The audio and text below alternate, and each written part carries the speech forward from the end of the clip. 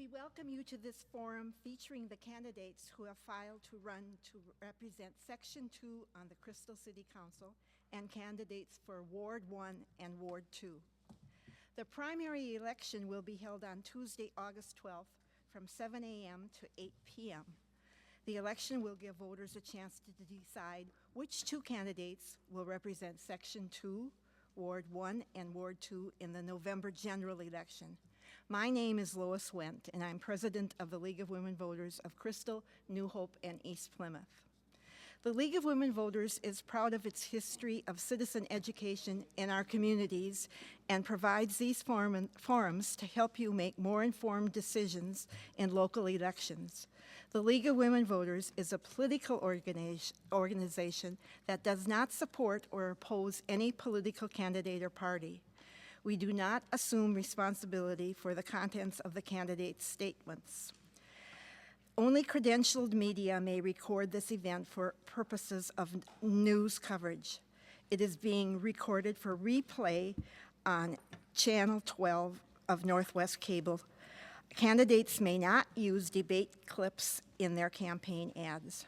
Our moderator this evening is Jill Bogdan, a resident of Plymouth and a member of the Crystal, New Hope, East Plymouth League of Women Voters. Good evening. It's a pleasure to be here this evening. Please join me in welcoming our candidates as they present the reasons for wanting to serve as council member from Section 2.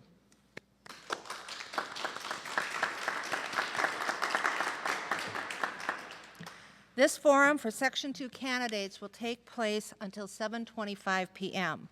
Then candidates for Ward 1 will take their places, and we will go from 7:30 to 7:55. And Ward 2 candidates will take their place and proceed from 8 to 8:25. Each candidate will have 2 minutes for an opening statement, an opportunity to tell about themselves and why they are running for a seat on the Crystal City Council. Following that, the audience members may ask questions of any of the individuals or all the candidates. Please write your questions on one of the cards provided and hand it to a league member. Questions submitted online up to the day before today will also be included. All candidates may answer the question whether or not it was directed at them. Candidates have 1 minute to answer, and at the end of the question and answer period, each candidate will have 1 minute for a closing statement. The candidates in alphabetical order for Section 2 are John Budashevsky, Karen Lincoln, and Olga Parsons.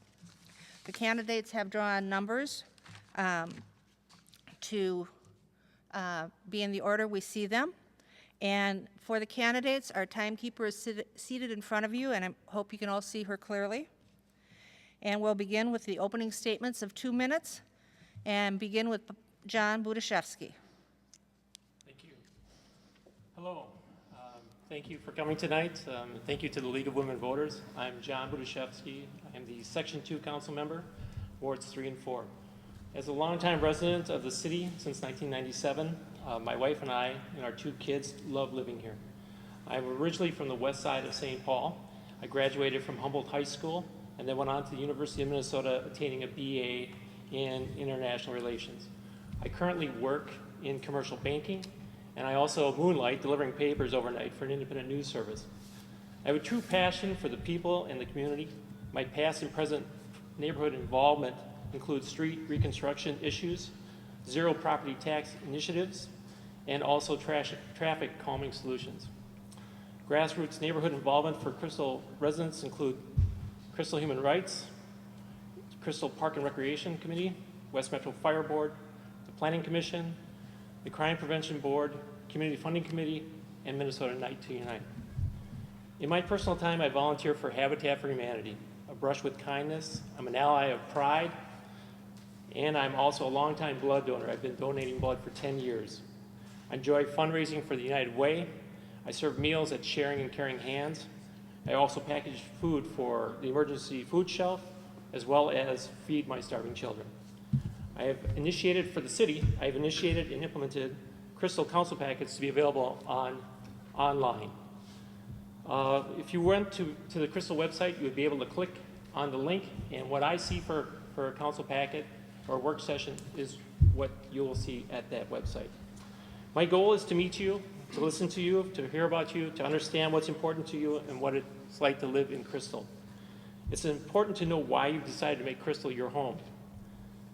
Crystal is my home. This is a place where my family and I feel comfortable and feel safe.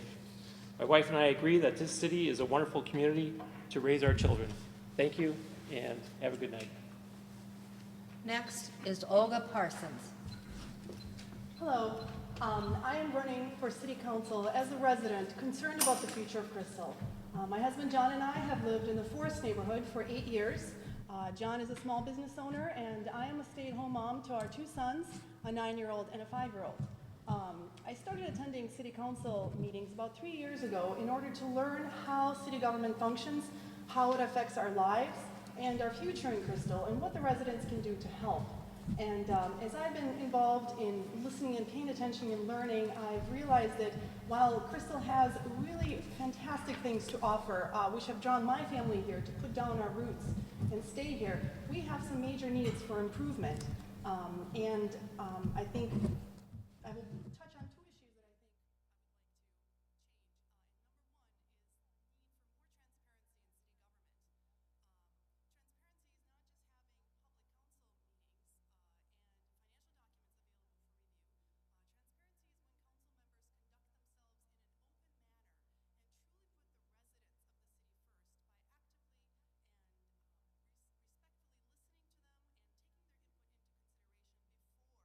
think major decisions are made.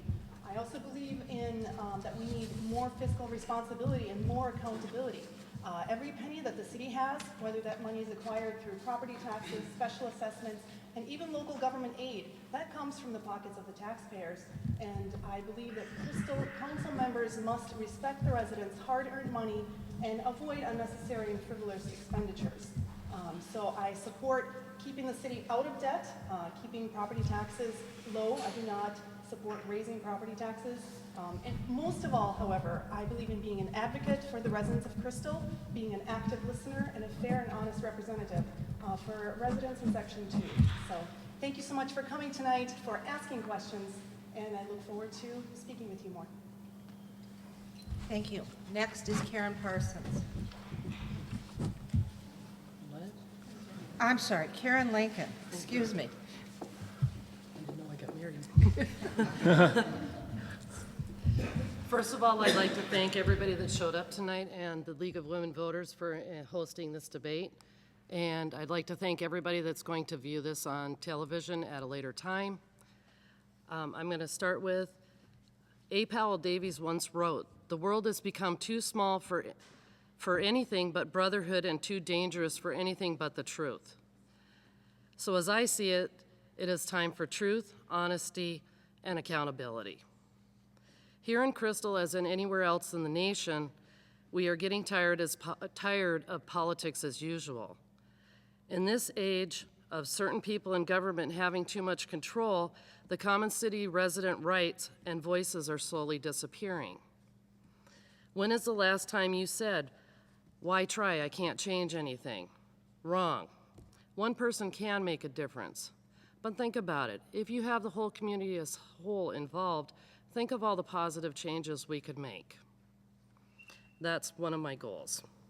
With your help, I'd like to have a city government where the opinions of all the people are listened to, where we invest in our youth, where there is ethnic and wealth diversity in employment, activities, and government, and where we invest in our future for generations to come.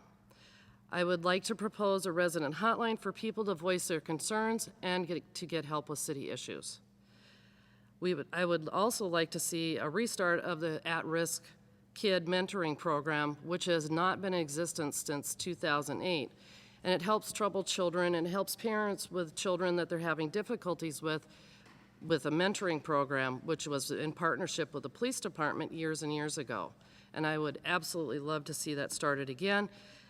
The results of that would help with the troubled teens, which if they are not given guidance of where to go, they could commit crimes and in fact, it would help the neighborhoods in the long run. I would like to see a decrease in unnecessary spending in the Thank city. you. Your time is up. Good. It is now time for the audience questions. The audience may continue to write questions. Raise your hand for a league member to collect your card during the course of the forum.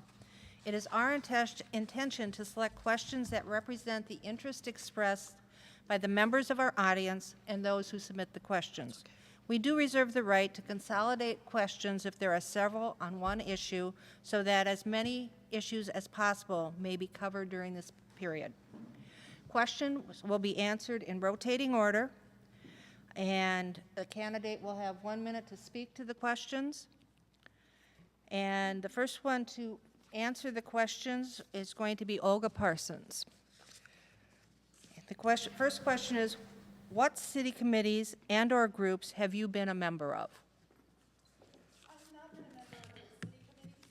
I have been a member of various groups helping the community, helping disadvantaged young mothers through the childbirth and labor process. As a birth professional, I've been a member of an organization that, as a crisis phone line counselor, Love Lines Crisis Center that's on Central Avenue. So I have done community service through those methods. Thank you. Karen Lincoln? I am a member of the Bridge for Youth. I work exclusively with them and Reclaim, Transforming Families for GLBT Children. I am a big advocate of rights of GLBT children and promoting safe schools for them. I do a lot of volunteer work with them. I work a lot with the children that are involved with it. I would love to see a group started here in the city because we do not have one, a public group. Okay, thank you. John Budashevsky? I have participated in Habitat for Humanity. I've built a few homes. I've also worked with Brush with Kindness, where we paint elderly individuals' homes, and we do a little touch-up. I've also worked with as an ally of Pride, and I've also been part of the Crystal Human Rights Committee. Even before I was on the City Council, I've been part of the Crystal Park and Recreation Board, West Metro Fire Board. I served on that, finishing out Renee Bowman's term on the fire board. I was also part of the Crystal Planning Commission, Crime Prevention Board, COPS, that's the Citizens on Patrol, and also the Community Funding Council at my work, and Minnesota United Unite. Lastly, I'd like to say that United Way, I always put together a fundraiser every year. I raise money. Generally, we have someone in our work area that has someone that's at need, and we usually ask them to pick the charity that we're going to donate to. So I've been doing that for many, many years. Thank you. Thank you. The next question. Crystal currently participates in many joint powers agreements and cooperative efforts with other organizations to provide cost-effective services. Are there other opportunities for additional collaboration? We will begin with Karen Lincoln.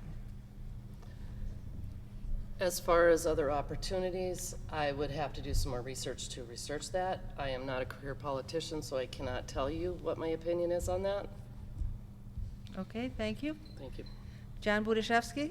Well, right now, we always are looking at other cities in terms of sharing costs, be it like Park and Rec with Robbinsdale, or working with Brooklyn Center in terms of maybe possibly a homeless youth organization. We always feel that anytime that we can partner with another city, it helps create stronger bonds between our city and theirs, and it also works to promote greater good within the community. Thank you. Thank you. Olga Parsons? Absolutely. I think we can always work together as a community, New Hope, Golden Valley, Robbinsdale, and see what we can accomplish together. There's a lot of room for collaboration. I'm not sure exactly what projects we could work on right now. What you've mentioned is already, going well, and we can have a discussion about that as a community. Okay, thank you. The next question is, please comment on the city's role in redevelopment activities. And we'll begin with John Budashevsky. Thank you. When I first joined the City Council, we had almost 40 vacant pieces of property that were part of the city. We now have about 8. We have had tremendous amount of redevelopment within the city. We've had a lot of new homes. We've had a lot of new homeowners. We've also had the opportunity with the old Kavanaugh School. We're now going to have a Kavanaugh Senior Living Center there, as well as we were able to buy that piece of property, partition the land, and preserve the park. It was a great opportunity. We also have quite a few businesses that are coming to work here within the city. Most notably, you can see some construction for the new Starbucks and Noodles that's going in on the corner of Bass Lake Road and West Broadway. So ultimately, the city itself has been very instrumental in not only looking at blighted properties, but also looking at opportunities in which we can provide additional redevelopment within the city itself. Thank you. Thank you. Olga Parsons? I think it could be risky for the city to take on so much real estate responsibility. I think we should, first of all, if we have a need for redevelopment, first of all, look at what the private sector can do. And if there are no solutions in the private sector, if there is a serious need, the city can take that on. However, the first step should be to see what the private sector and the private market can do, and then move it on up to the city if that is indeed a serious concern for the well-being and safety and success of the city. Thank you. Karen Lincoln? I agree with both parties on as far as redevelopment.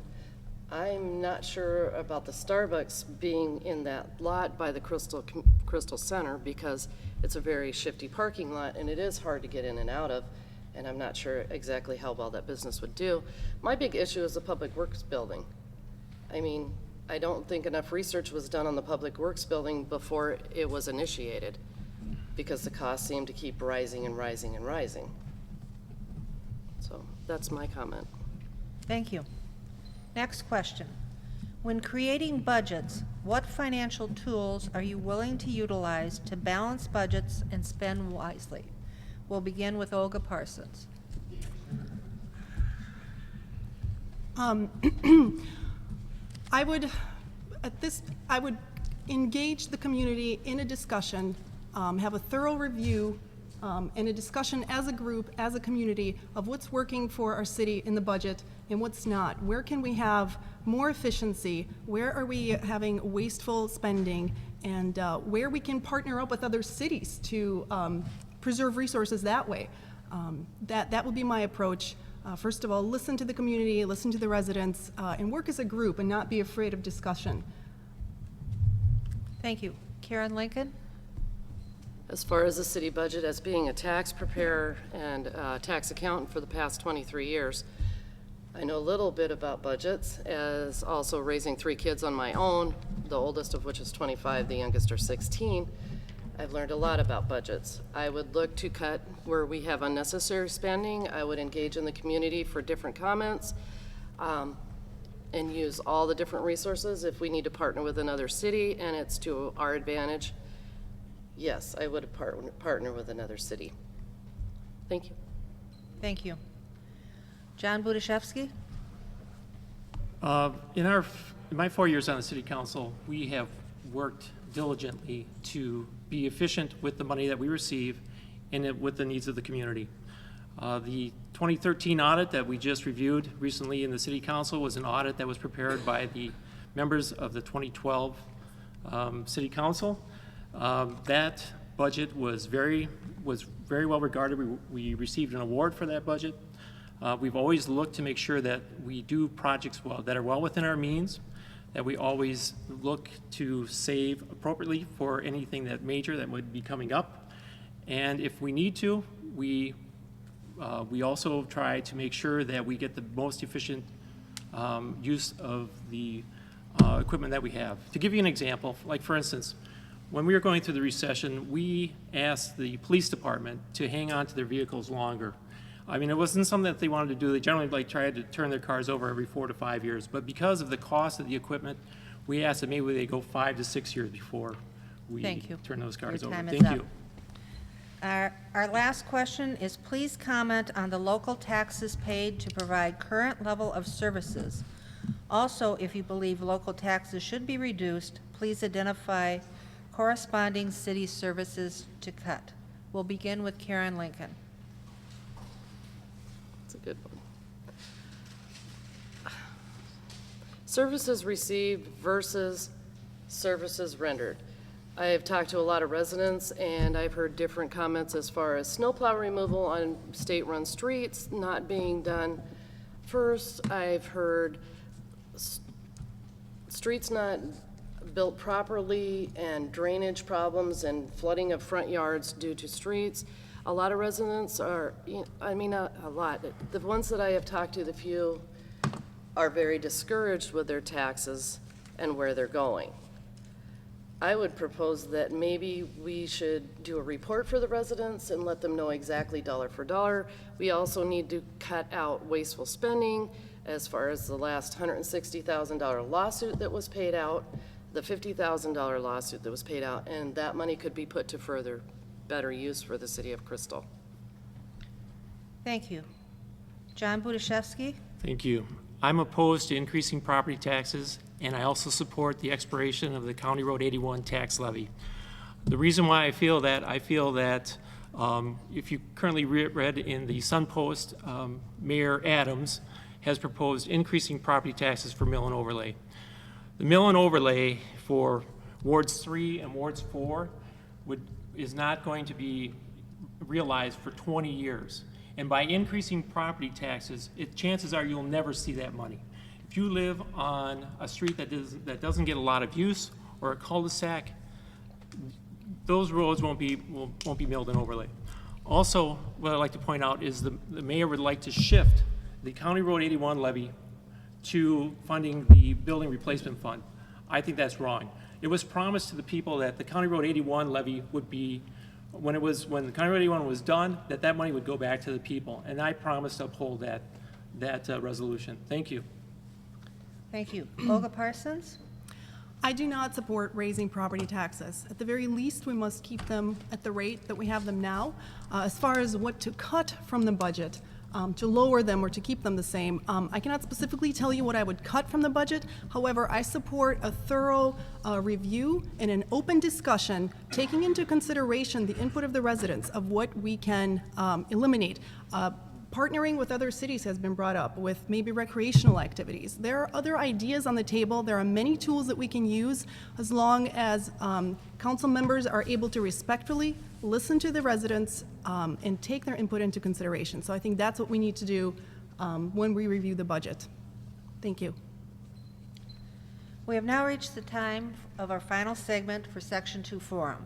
Each candidate will have 1 minute to give a closing statement. We will begin in reverse order from the opening statement, and that means we begin with Karen Lincoln. Thank you. In closing, I love this wonderful city of Crystal that I chose to make my home.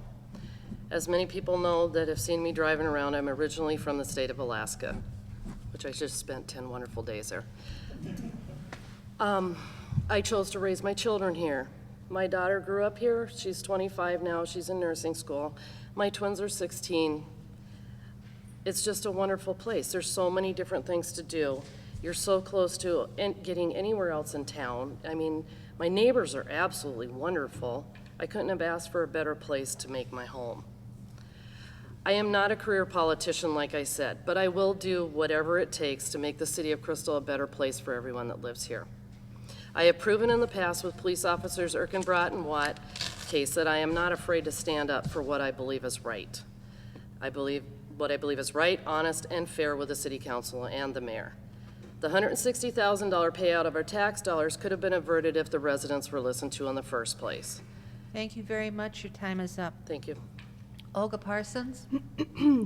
I believe the residents of the city of Crystal deserve a representative who will listen to them, who will take initiative to connect to the community and sincerely hear the residents' concerns before making major decisions.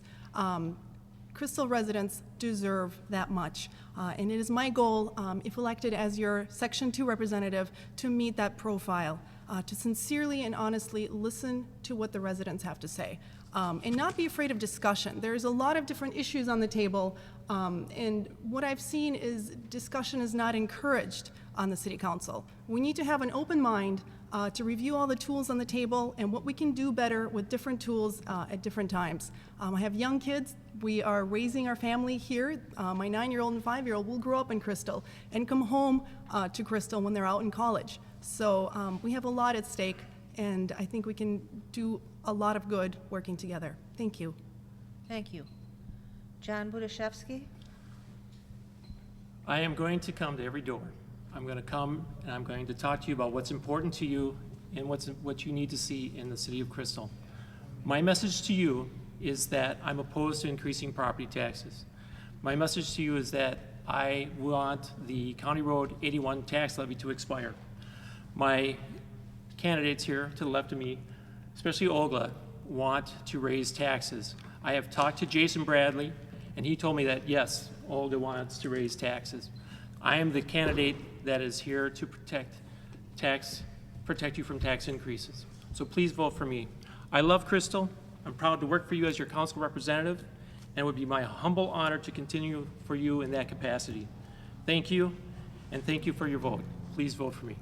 Can I use Mr. Budachevsky's time left to provide a No, I'm rebuttal? sorry, you I'm cannot. sorry. Thank you. You have heard from the candidates for Section 2 of Crystal. Please let us give them a round of applause to thank them.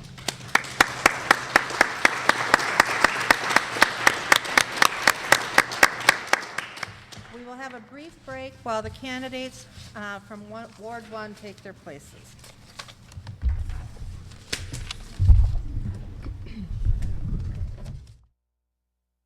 You watch Channel 12 at home. Why not on the go? Channel 12 is online at 12.tv. Watch on your phone, on your tablet. Channel 12 is your local source wherever you go. Just log on to 12.tv. Check out our videos, subscribe to our YouTube channel, follow us on Twitter, like us on Facebook, and even watch live events via live stream. So don't wait. Stay up to date with Channel 12 and 12.tv, your local source.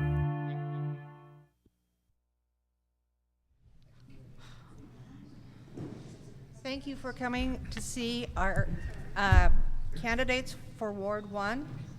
3 candidates have filed for this position in alphabetical order. They are Elizabeth Dahl, Mark Hoffman, Carla Pipe.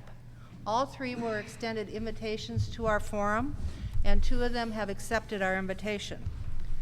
The timekeeper will assist the candidates by indicating how much time remains and when to stop.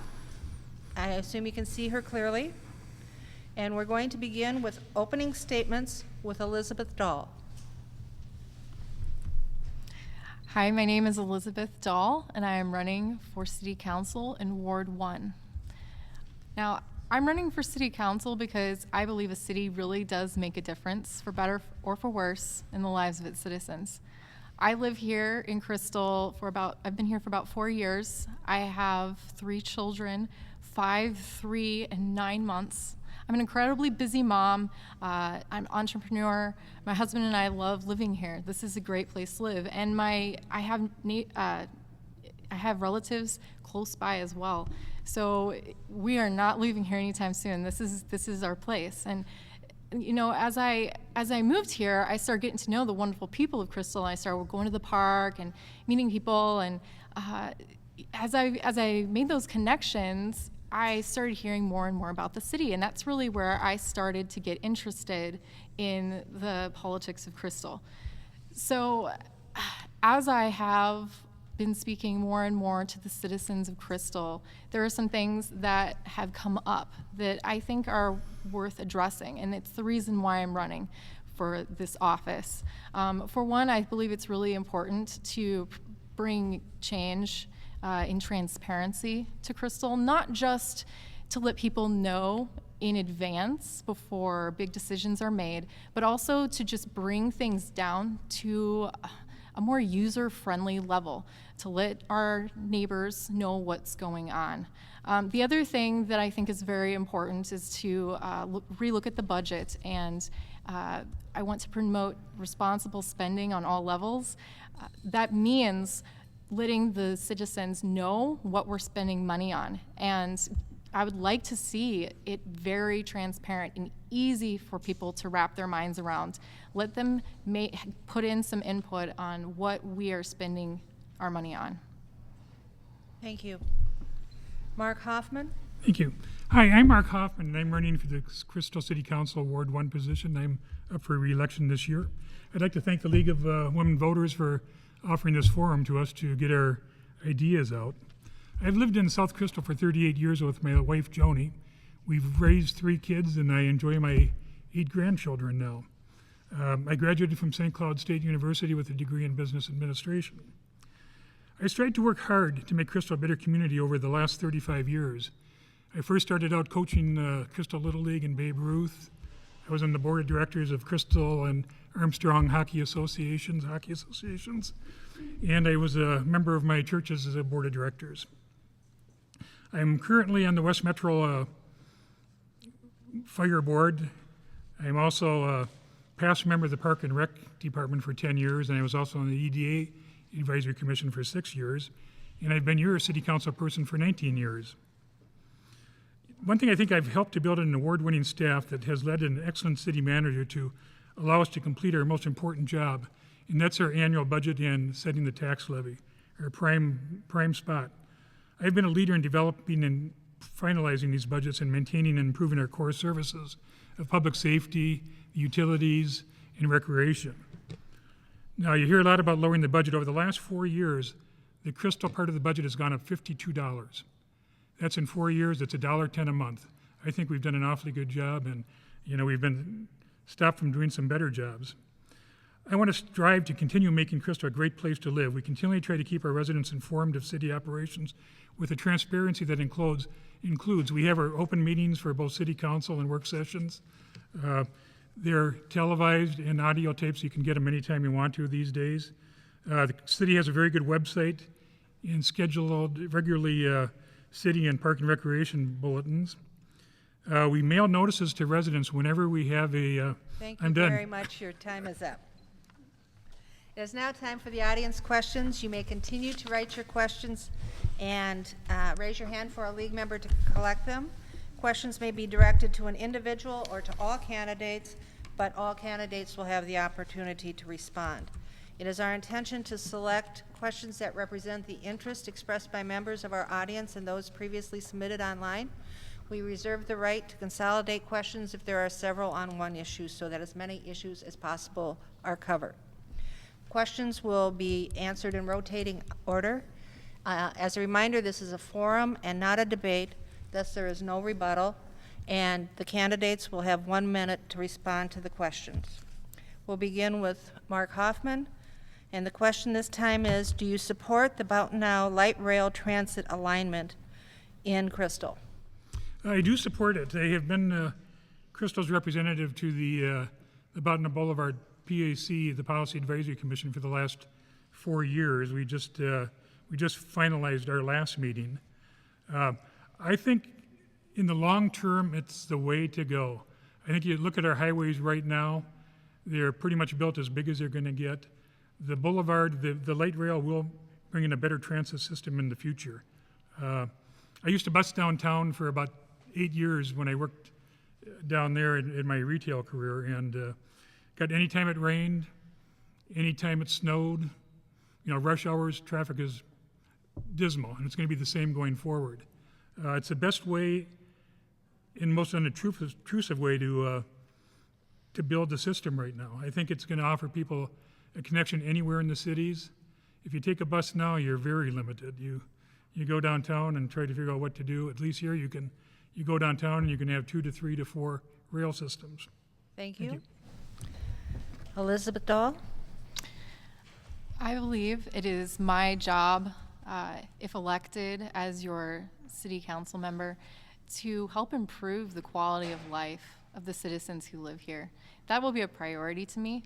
One of the things that I'm very concerned about regarding the Botno light rail is that, according to the numbers that I've seen, it will only help a very small portion of Crystal residents at a very high expense to Crystal residents.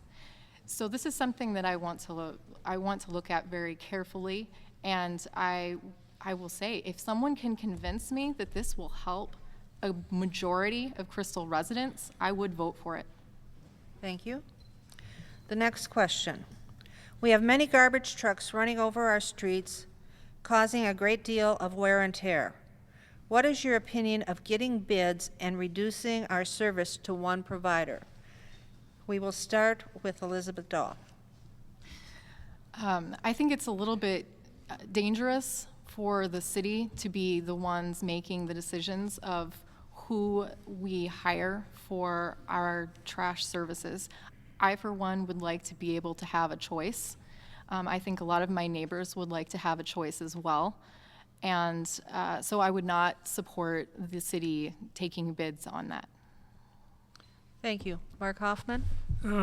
We have tackled this issue several times in the past. The first time was probably 10, 12 years ago, and it's been the biggest response of anything I've ever seen in the whole time to let us make our own decision on who to have trash. We've talked about it as short as about 2 years ago, and pretty much the same conclusion was made. It's an issue there is more traffic. If there's any damage done, it's not a proven fact. So I think at this point in time, I'm very comfortable with letting it run the way it goes right now and keep it that way. I'm for businesses in that area. If they want to come in and have a small proportion of customers but want to stay here, let them do it. Thank you. Our next question, what is your number one priority if elected? And we'll begin with Mark Hoffman. My number one priority is always the budget. You know, the budget drives the whole city, is what the citizens of the city pay for. It's the budget, which is all encompassing. As I mentioned earlier, we've kept a very, very tight string on the budget. The last 4 years, which have been tough, has been a $52 increase total, and that's a good number. Starting in the early 2000s, we made drastic cuts to the city budget. When we started using LGA, we've lost over $1.5 million in that short period of time from LGA, and we made it work without strangling the residents. You know, $1.10 is a small amount of money, and I made proposals that would have taken care of that $1.10, and I haven't made it on the city council. We do have surplus dollars that we could use to reduce our tax levy that has not been used in the past. Well, it has been used, but not lately. Thank you. Elizabeth Dahl? My number one priority will be a transparent city budget, not just decreasing spending, but actually showing people what they're spending your money on. And this can be very tricky because sometimes there are hidden costs and there are things going on that people do not understand. And I, for one, want to see us take this into a more user-friendly mode of showing people what is going on with their budget.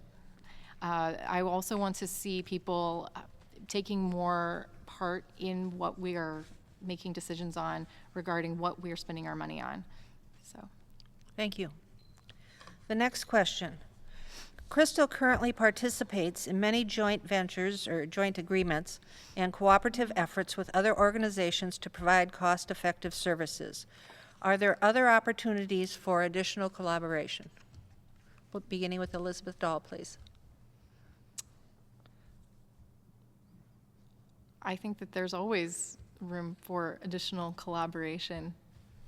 I think it's important that we're having conversations on a regular basis with people who can help our city. Thank you. Mark Hoffman? I think the cities are always talking and working with each other to try to, consolidate their resources. Although we don't have formal agreements, we do a lot of park and recreation with all of our surrounding communities. We share pools with New Hope. We do programs with Robbinsdale. Over the years, we've had serious conversations with New Hope, in particular on consolidating the police department, and after much time, that just didn't work out. I think it was 2 years ago, we talked seriously with Robbinsdale to completely consolidate the Parks and Recreation departments. And again, in the long run, it just didn't work out. We have to continue to work with everybody. The joint powers are huge. We have agreements, as in the fire department, where we work with Brooklyn Park, Golden Valley, Plymouth, as far over as Brooklyn Center to share our resources. And many times, that's what we have to do, is find the consolidation, that we can share resources without being tied together. Okay. Why should renters who are not property owners vote for you? And we'll begin with Mark Hoffman. Okay, property owners or apartment owners, you said apartment, correct? Renters who are not property owners, why should they vote for you? You know, number one, they are taxpayers. Part of their rent is paying taxes, so they're a solid resident of the city, and they have to be going. We offer them the same city. They get their streets, they get their water and sewer, they get our core services, they get their police protection. You know, they use our parks, they use our recreation department. So these people are using all the resources that we charge for. So it's, you know, I think it's a fair thing that they should vote for me, because they're included in everything I do. You know, it's, when I do the park and rec, it's for the apartment owners. I live in a section or ward that has, you know, predominantly most of the apartments in the city of Crystal. So we worked there a very long time trying to keep these people satisfied with their needs. Thank you. Elizabeth Dahl? I think Mark said a lot of really good things just now, and I really like everything he's saying. I think the reason why anyone should vote for someone to be in city council is because you think that they're going to improve your quality of life. And if elected, I'm going to see that the core services are the ones emphasized. And wouldn't you like to have your street plowed? I'd love to have my street plowed. These are things that are going to affect everyone. Thank you. And our last question is, how should the new Public Works facility be funded? We'll begin with Elizabeth Dahl. Well, I think that we need to, first of all, relook at the project itself. I am not convinced at this point that this is the project that should be on the forefront right now because of how much cost it will incur, the citizens of Crystal will incur. So I think we need to take a step back, look at the project, see what can be done to reduce the cost to the citizens before we go forward. Thank you. Mark Hoffman? You know, we're all anxiously awaiting the bids to come in. Everybody's read the articles, I'm sure, and the price has gone up from the original $10 million price point. One thing that never has been stated is we, as a city council, unanimously decided to look at a new property site because we looked at our existing and we were going to condemn houses. It would have cost $1,250,000 rather than $3 million. But we felt it wasn't right to condemn houses and kick people out of their houses for the public works. I believe that we should be paying partially with money that we do have in our building fund. I don't think we should drain it. We're pulling dollars and or borrowing from other city funds that are not meant for this particular purpose. We can get by with it on a short term, but the city really doesn't have a bundle of money that we're sitting on to fund anything. So I think we're going to have to just look at the prices and really take a stopgap look. It has been decided we need it. Thank you very much. Your time is up. We have now reached the final segment of the Ward 1 forum, when each candidate has 1 minute for a closing statement. We will begin in reverse order from the opening statements, and that means we begin with Mark Hoffman. Thank you. Again, I'm Mark Hoffman. I'm asking for your vote for re-election to the Crystal City Council for Ward 1. I offer you the proven leadership and the fiscal responsibility, and I'm the only candidate with experience in the governance of Crystal. I promise to continue with my fiscal prudence with my budget planning experience. We make smaller cuts today, we save on expenses, and increasing non-tax revenues. Realizing today's small savings are more important than ever after the last 10 years of pretty serious cuts.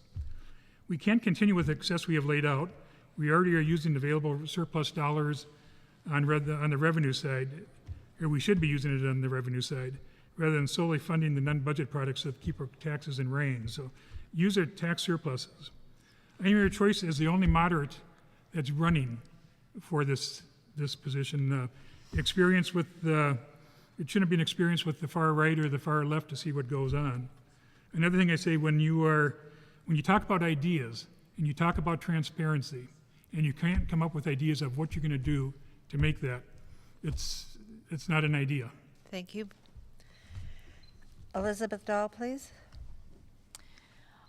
Well, tonight, all of the people here, everyone in this room is here because we care about Crystal.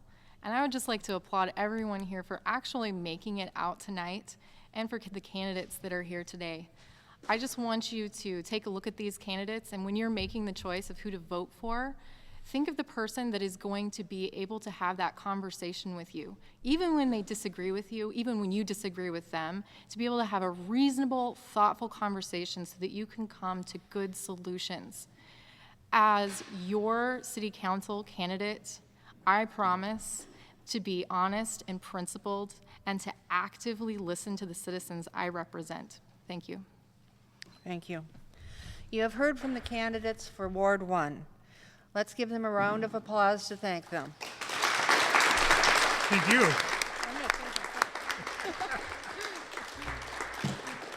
We will now take a 5-minute break so that we can set up for the Ward 2 candidates.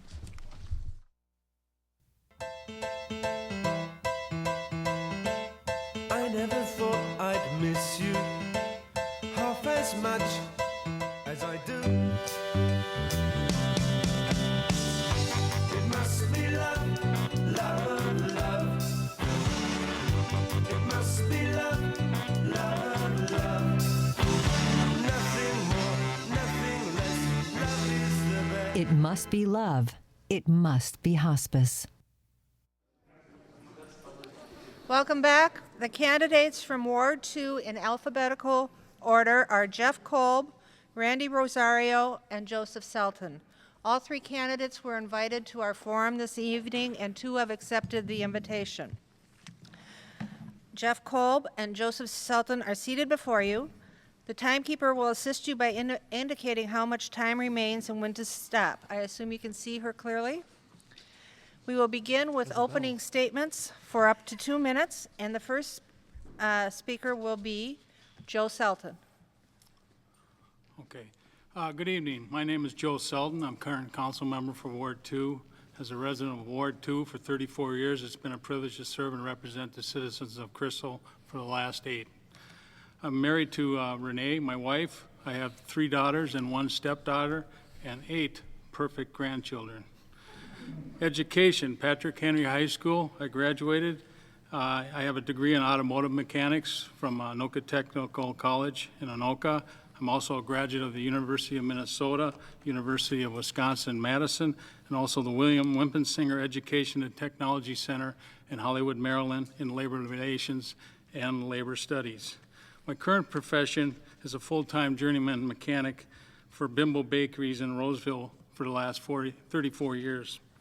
In 1990, I was called upon and I took an 8-year leave of absence from my current job to become a full-time union representative, organizer, and lobbyist for the International Association of Machinists and Aerospace Workers. In that position, I represented over 4,800 members in 20 different companies where I was successful in negotiating better wages, benefits, and working conditions for those members. As a current council member of Ward 2, I will continue to be committed to a common sense approach to the city budget because I'm a blue-collar worker and I also pay taxes in this community. I believe a budget should reflect what is valued by the community and protects the health and safety and investments of our community. I will continue to serve the citizens by listening and by calling on them to participate in keeping our city a great place to live and work and play. And finally, I'm committed to effective and timely response to citizens who request information and assistance. Therefore, I reapply for the council position, and I ask for your support and vote for myself, Joe Selton, on August 12th. Thank you for your time, and I look forward to visiting you as a door knock in the next month. Thank you. The second candidate to speak is Jeff Kolb. All right, well, thank you, and I want to start by thanking the League of Women Voters. I've been to many of your events over the years. This is my first time up at the big table, though, so that's pretty exciting for me. I've been looking forward to it for quite some time. I think this is a very valuable public service.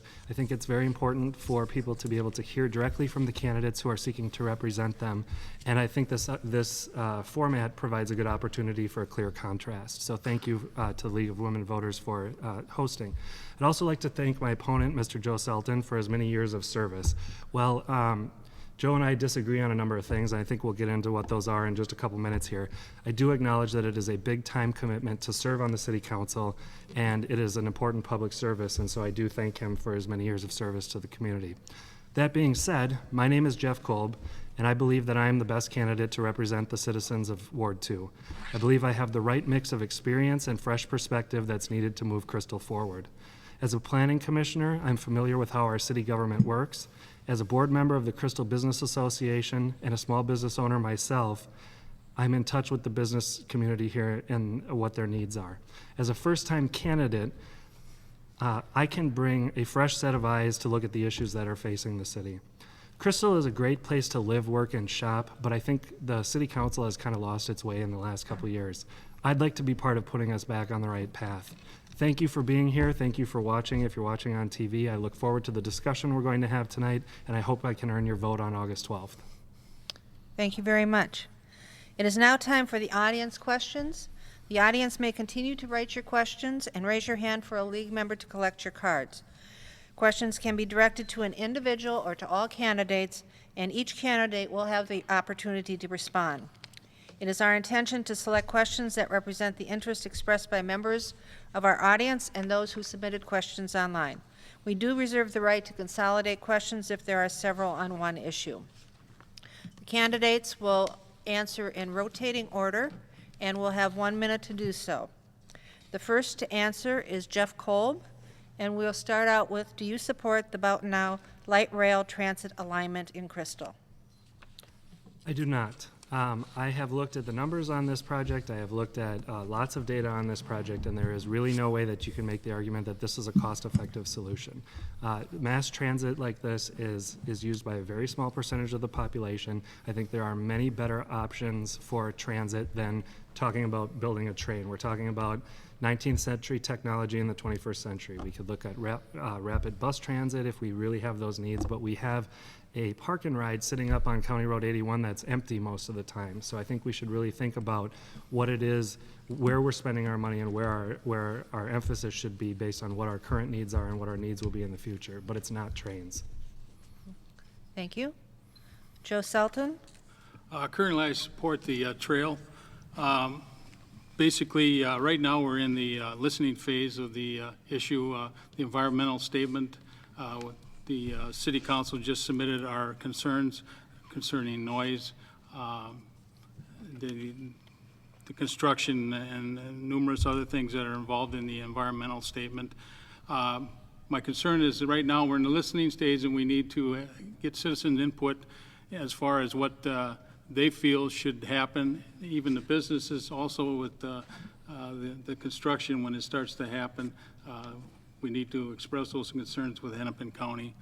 Until such time, I'm in full support of the rail. Thank you. The next question, beginning with Jeff Kolb, is what do you feel defines Crystal? With Joe, right? No. Yep. I'm sorry. We're going to begin with Joe. Okay. What do you feel defines Crystal as a community, and how will that guide your decisions? What defines Crystal is a great place to live. It's close to a lot of amenities, close to the major metropolitan areas of Minneapolis and St. Paul. We need to get an excitement going as far as living here. We need to make the taxes affordable so that we continue to have new citizens come in and buy houses. Also, we make sure that when the taxes don't go up, that we lose senior citizens because they can't afford it because of the taxes. Thank you. Jeff? I think, obviously, I think Crystal's a great place to live because I chose to live here. I mean, I had an option. My wife and I moved out of state for a couple of years, and we moved back recently. We had an option to choose anywhere in the metro area to settle down, and we chose Crystal. For a variety of reasons, it's conveniently located. It has a great neighborhood feel. There's a lot of pluses about Crystal. I think we can do a better job of marketing Crystal and looking at the assets that we have and making sure that other people understand why Crystal is a desirable place to live. So I think that I think we know we're great, but we don't do the best job of telling everybody else how great we are. And so I'd like to see us embark on something like that to to market Crystal to new homeowners and families with young children. Thank you. The next question, how should the new Public Works facility be funded, as well as City Hall and the Community Center? And we'll begin with Jeff Kolb. Well, I'm glad you asked that question because it came up in the last one. I was hoping I was going to get a shot at this, because this is one of the things that really kind of drives me crazy about the current council, is the fact that we are so far along down this process with the Public Works facility, but we don't know how we're going to pay for it yet. And I just don't understand how you can responsibly take a vote to move forward on a project when you don't have the answer as to how you're going to pay for it. I wouldn't go to a car dealership and go get a car and not have any idea if I was going to finance it or pay cash, or just have some kind of vague idea what to do about it. So I believe that this project should be slowed down. We should look at it. I believe the city has a large reserve of cash. I'm concerned about some of the cost overruns. I think that we've got some money in the major building fund that we should look at. But overall, I think it's irresponsible that we're at this place at this time because people didn't do their homework. Thank you. Joe Selton? I just want to say that we've been working on the Public Works building since at least year 2011, I think it was, when we first came up with the needs assessment on where we needed to go with the buildings, the community center, remodeling of different buildings in the city. So there's been a discussion going on for quite a long time as far as the needs of the Public Works. It's important to understand that the Public Works building is in a floodplain. It's also, I think, was built in 1950. So basically, trying to rebuild something that's in a floodplain, we'd be basically throwing money away. We need to do this project, but the problem is everybody's jumping the gun. We haven't even got the bids in. We're waiting on that issue right now. The financing, we were agreeable to paying some cash for the issue, but there was no way of replenishing that fund once we pay down that fund. So we're looking at all the avenues, and you need to have a full discussion on this with the city council. Thank you. The next question, do you support spending down the reserves and increasing taxes to refrain from bonding for infrastructure projects? And we'll begin with Joe Selton. No, I think bonding is an important financial tool that we need to keep open in our minds when we're looking at financial issues. We need to have that full financial toolbox open when you're having discussions on the building of the Public Works building or the mill and overlay on the streets. We need to not freeze ourselves into a corner and say, I'm now only going to do certain things as far as financial revenues. And that's the problem we have right now, is we're not looking at the full aspects of all the financial tools that we have and available to us. And that's why we're having some degree disagreements on the council at this point in time. Thank you. Jeff Kolb? Well, I agree with Joe that bonding is one of the tools in the financial toolbox, but I don't think it's the only tool in the toolbox. And I think that too often it's the difference between deciding to pay with cash or put it on your credit card and finance it. And I think that the city has been spending a lot of time putting a lot of things on their credit card, and instead of looking at what we can do with cash. So yes, we should have these discussions. We should always have discussions about what's the right thing, what's the right financial decision, but we should not be making bad financial decisions because that's the way we've always done things, or because somebody has some bee in their bonnet about bonding or not bonding. We should look at everything that's on the table. Thank you. The next question will be started with Jeff Kolb in rotating order, and it is specifically directed to Jeff Kolb, although it can be answered by both candidates. Okay. You've said there will be no more spending on feel-good projects. What are some examples? The solar panels that were on City Hall is a perfect example of a feel-good project, because that phrase was used to describe it in a city council work session. That is a project that is $1 million of taxpayer money, and only part of that came from Crystal, yes, but it's all taxpayer money. All of the money for this project either came from the taxpayers or it came from the ratepayers of Xcel Energy, and that is every single person in this room. So yes, when you have city council members who go out and say, I'm going to vote yes on a feel-good project, that needs to stop. We cannot, that was not in the budget, and it's not ever going to it's never going to repay itself. We don't have extra money to just be throwing around on things. We need to look at our core services and make sure that we focus there. Joe Selton, would you like to comment on this? Yeah, I'd like to comment on the solar. I was one that somewhat instigated the installation of solar, along with my wife Renee Bowman. We went to a seminar on solar, and we had talked to the people as far as looking at rebates and other sources of revenue for the city of Crystal, and if it's possible to put solar into our city and at a reduced cost to the citizens. We were successful. The first community center project was $300,000, and it was no cost to the citizens at all. The other two projects we put on the pool, which is only operated 3 months out of the year, so that meter will be running backwards for the next 9 months. And also on City Hall, that cost an additional $600,000 for both projects, and that basically we had to pay $10,000 or 10% down on those two projects. So basically we got an involvement of about $66,000 with lawyer fees to look at the contracts for $1 million worth of project, and I think it's well worth the money we spent. Thank you. Your time is up. The next is please comment on the city's role in redevelopment activities, and we'll start with Joe Selton. Could you repeat that again? I didn't. Please comment on the city's role in redevelopment. I think it's important in redevelopment that the EDA continually looks to make sure that there's houses, if they're available, that we can purchase them. We don't want blighted houses in our neighborhoods. It drives property values down. If there's a possibility the public sector can take over the situation. The problem is we've had over 1,980 foreclosures since 2005 in the city of Crystal. And the ADA did a real good job of purchasing a lot of blighted properties, and we've now put new houses on there. I think, as the candidate Budashevsky said, we are currently have only 8 lots available. But I think it's doing what it needs to do to keep the property taxes or the property values up and continue to bring new families in rather than ending up with rental situations.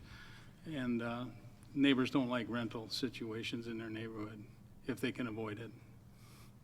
Thank you. Jeff Kolb?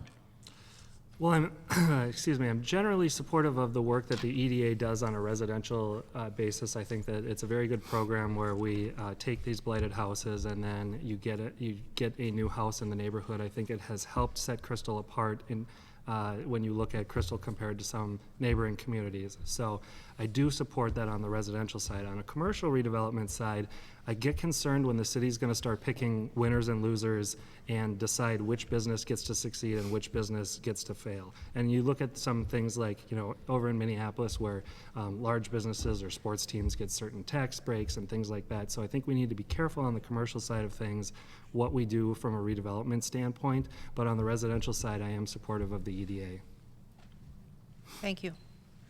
The next question, what is your number one priority if elected? And we'll begin with Jeff Kolb. Well, my number one priority, if elected, is to be a responsible and responsive advocate for the citizens of Crystal. I will always spend every dollar of taxpayer money as if it were my own. I would never spend money on a feel-good project or a frivolous project. I will always listen to the citizens. I'm very responsive. And you can tell that by the way I run my campaign. If you were to contact me on my campaign website, I'll get back to you immediately. Not immediately, within a reasonable amount of time, a few hours. But I think it's important to have a two-way dialogue between the people who represent you and the residents. So that is my number one priority. Thank you. Joe Selton? Number one priority for a council member is the annual budget. That's you got to have a common sense approach to a common sense budget. You got to make Crystal affordable. The other thing I believe is the council member must serve for the right reason, and that's for the good of the citizens they represent. And that's number one priority with my issues. We need to make sure that you're representing the citizens in a fair and equitable way. And again, the budget is the most valuable thing. It's important that we come with a common sense budget and it's affordable for everybody, senior citizens and new citizens. Thank you. We have now reached the final segment of the Ward 2 forum, when each candidate has 1 minute to give a closing statement. We will begin in reverse order from the opening statements, and that means that Jeff Kolb will begin first. Okay. Well, thank you. I'd like to again thank the League of Women Voters for this event. I've enjoyed the conversation that we've had tonight, and I think you've seen some clear contrast between the candidates. What I've laid out here tonight is part of my vision for progress in Crystal. If I'm elected, I will be an advocate for responsible and responsive government. I will always promote transparency, and I will always listen to the citizens. My name is Jeff Kolb. I'm asking for your vote on August 12th, and if you're interested in learning more, you can go to my website at kolbforcrystal.com. Thank you. Thank you. Joe Selton? Yeah, hello, I'm Councilmember Joe Selton, currently representing the citizens of Ward 2 in the city of Crystal for the last 8 years. As a resident of Ward 2 for 34 years, it's been an honor and privilege to serve. I believe a good budget should reflect what is valued by the community and also protects the investments of the citizens. I'm committed to a common sense approach to a common sense budget. Living in Crystal must be affordable, and it must continue to be a great place to live. I continue to be committed to effective and timely response to citizens' requests for information and assistance, and also fair and equal representation of all citizens of Ward 2. And most importantly, as I said earlier, I believe a council member must serve for the right reason, for the good of citizens they represent. Therefore, I reapply for the position of council member for Ward 2, and I again ask for your support and vote for myself, Joe Selton, on August 12th. I look forward to visiting you as I door knock in the coming months. Thank you for your time and consideration. Thank you. You have heard from the candidates for Crystal City Council Ward 2. Let's thank them by giving them a round of applause.